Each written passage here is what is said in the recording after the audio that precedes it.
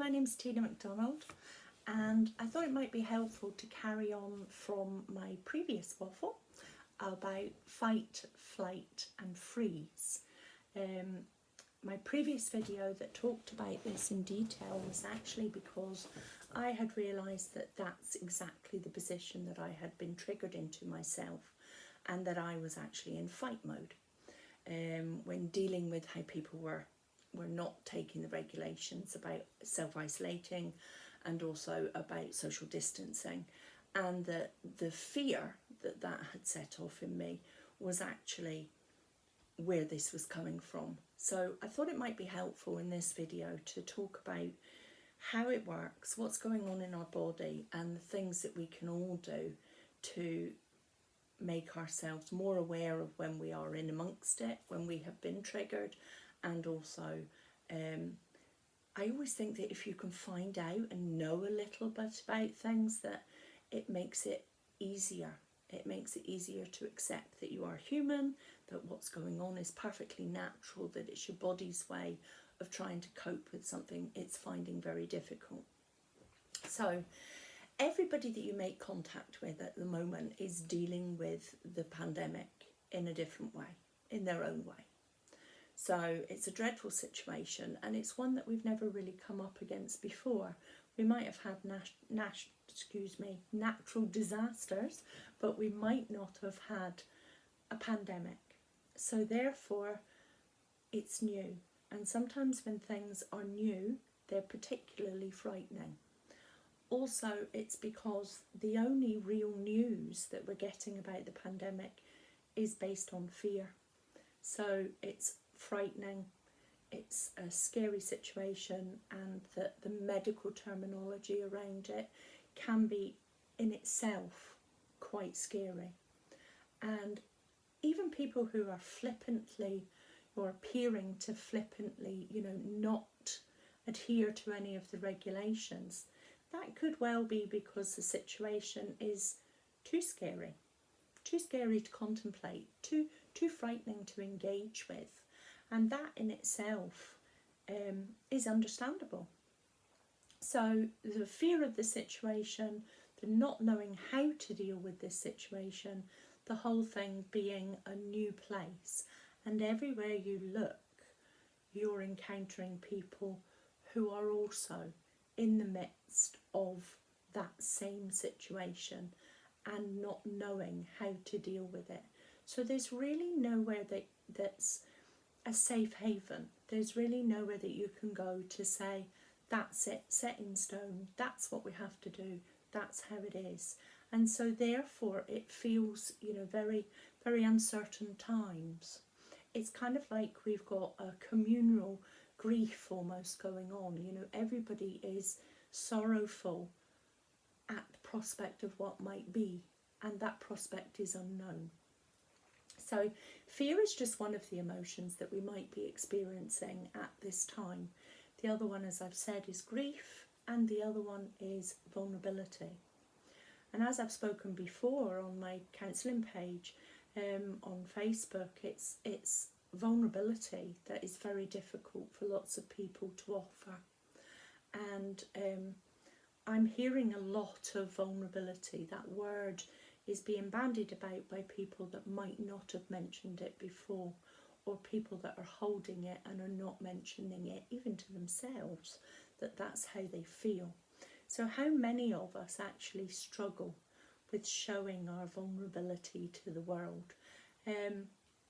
Even in the best of times, it can be very different and difficult to open up and have that underbelly of exposure of who we are when we are feeling at our weakest or at our most vulnerable. So fear is nature's way of heightening, and it's a protective signalling. So it's somewhere where our body is saying, I need to release some adrenaline because you need to be heightened, you need to be looking at something that's on the horizon that I'm not happy with. And so to protect yourself, we go right the way back to when we were cavemen.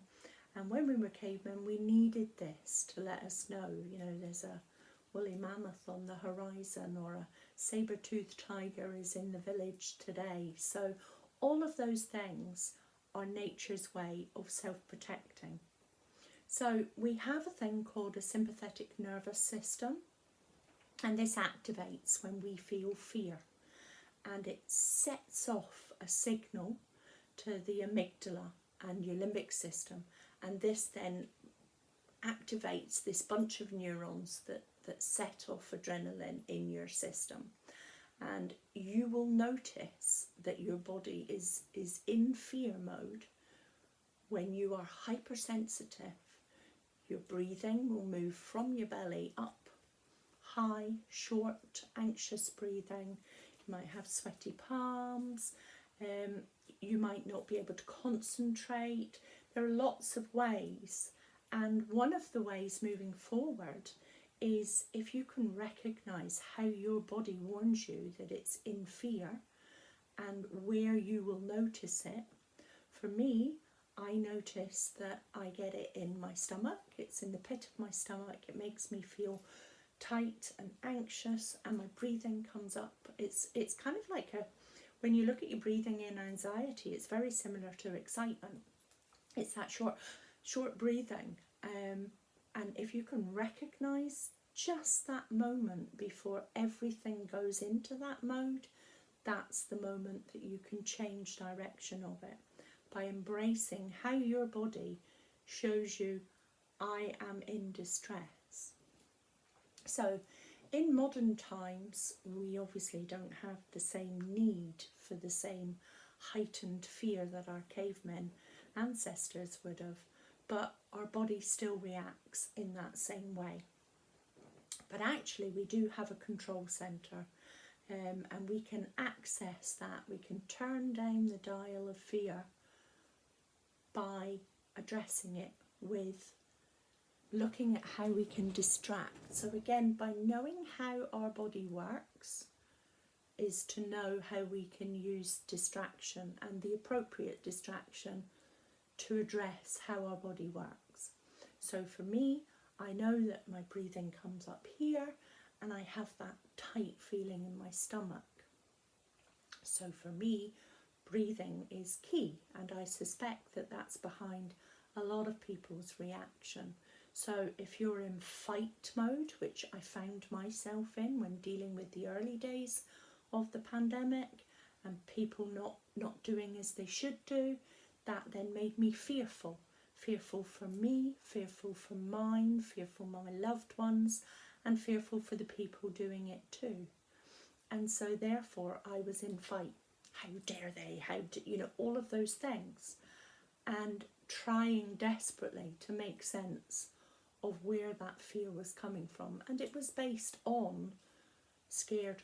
I was scared that people are not taking this seriously enough, and therefore it might affect in a negative way my community. And so my caveman was obviously the one that got the spear and was out there taking on the tiger to try and do it. So I know that that's how it affects me, and that's where the tight belly comes from, because that's how I address fear, standing and ready to take it on. It might well be that you realise the best point of call would be to run. So we're going to run and hide, we're going to stay in the house, we're going to keep on running, run, it's not happening, I'm going to meet up with people, I'm going to do all of that because we're running away from facing the fear. Or freeze. I'm just going to sit and cry. I'm going to sit and I'm going to just let it all come towards me, because I feel I have nothing to fight it with or to energise myself to run away with. So all of these are responses that your body are using. So, and the first port of call for all of them, and like I say in particular for myself, is breathing. So grounding yourself, pop your hand against your belly. Is your hand moving? If your hand is not moving, then your belly's not going in and out enough, and therefore your breath is still up here.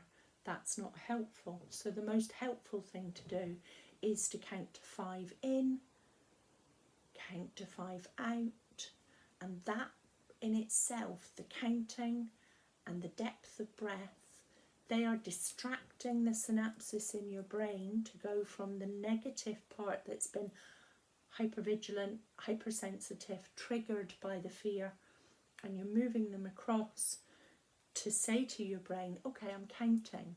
So scientifically, your brain can only do the one thing at once. It can't do the fight, flight, all the rest of it, and also, oh yes, I'm going to calmly breathe, I'm going to do in and out.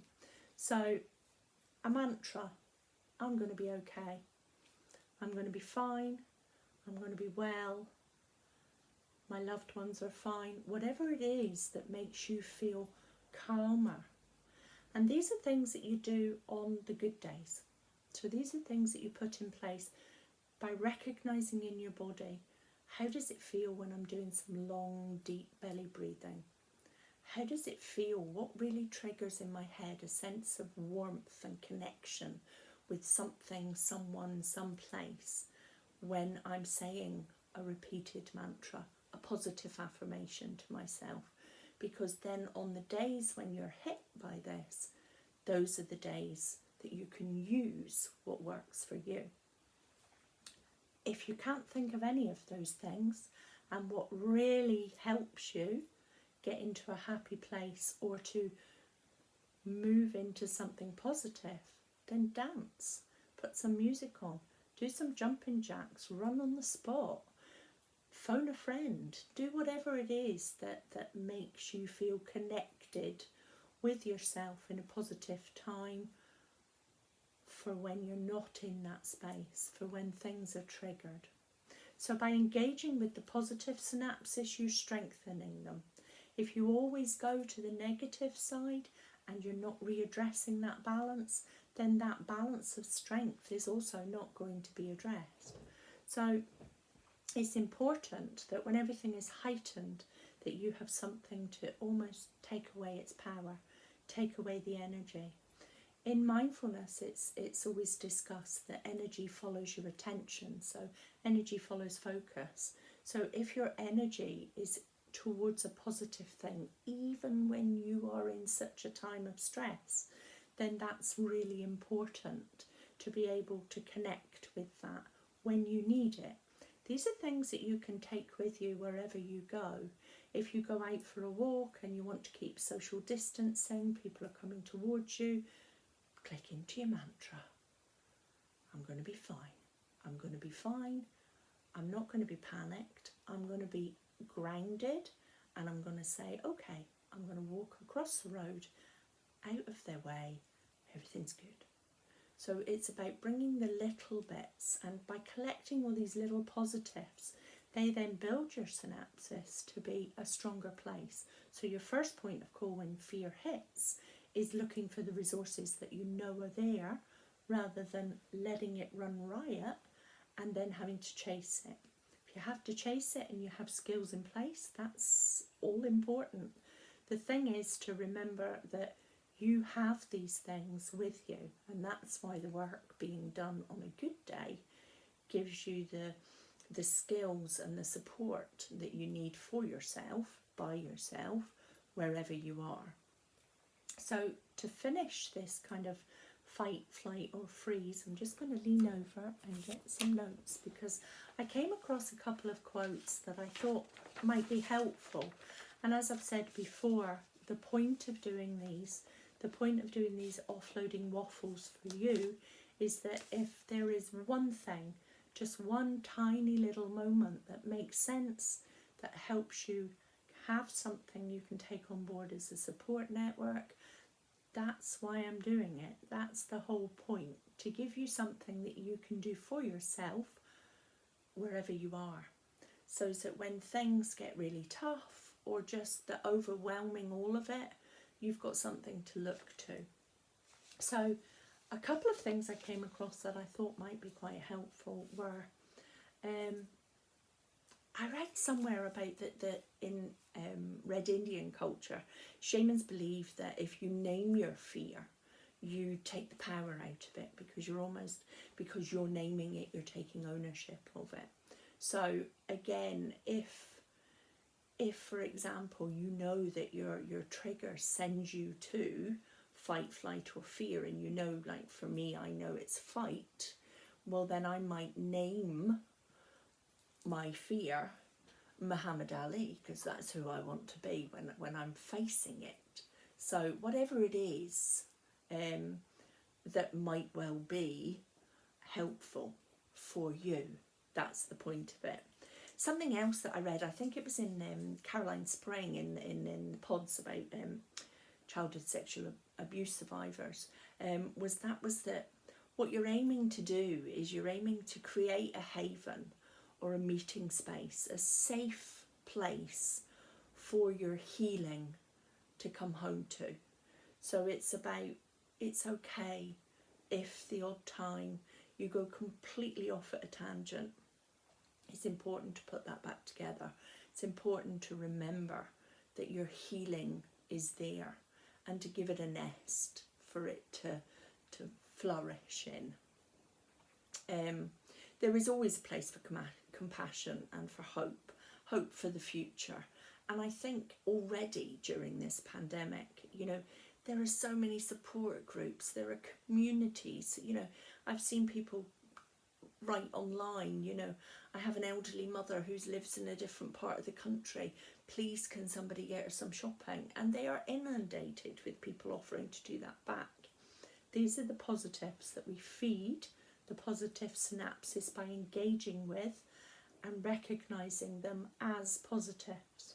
So it's about, you know, look at the doorstep deliveries, look at your local shops, all of those things I hope are already building a place for our future, so that together we move this forward and we come out of it in a better place as a community. So just to kind of finish up with a couple of quotes, Thich Nhat Hanh, a Vietnamese monk, he talks about the Vietnamese refuge boats and that they were full of refugees, and in these boats there were lots of people panicking. What we all need to do is we need to aspire to be that one person who stays calm, because without that one person staying calm, the panic could tip the boat. And I think that's what I'm trying to put across in these waffles. And you forgive me, I hope that, I know they are waffles. I'm not a YouTuber. I'm not, used to all of this. It's really put me out of my comfort zone to do any kind of public chatting. But if we can create where it's needed, that one person who can keep the calm, keep grounded, then that's really important for us all in our communities. So Yalom, who in counselling we look at his work a lot, he was saying that each of us creates, sometimes unknowingly, concentric circles of influence that may affect others for years or even generations. So it's very important for those circles that create ripples, that create ponds, that create, waves and tsunamis, that they are from the heart, that they're based on compassion, and that they're set out in the right mode. And that's, I think, all we can do in this unfortunate time, this situation. We're not in it alone. The world is in it together. And I hope that that closes down boundaries and borders and people looking at each other as being different. We're all trying to deal with the fear of a pandemic. We're all trying to make sure that ourselves and our loved ones stay safe in amongst it all. So if we can be the person that creates some calm, and if we can be the person that sets off a ripple of compassion to somebody else, then that's a good day. That's good job done. So again, if you would like, I believe you have to say, send me some messages below, put some comments, let us know if there are other things that would be helpful. Like I say, as a counsellor, I think it's important to use my skills in a hope that one drop of it will affect somebody else, that the ripple effect is that the counselling skills are supportive for you when you need it. So leave some comments below, and I will also be looking at some other subjects. So if you have suggestions of other subjects that might be helpful, particularly in these times, to look at, I suspect anxiety might come up. So we'll have a look at some things. But talk to me. Okay, take care. Stay safe out there. Bye bye.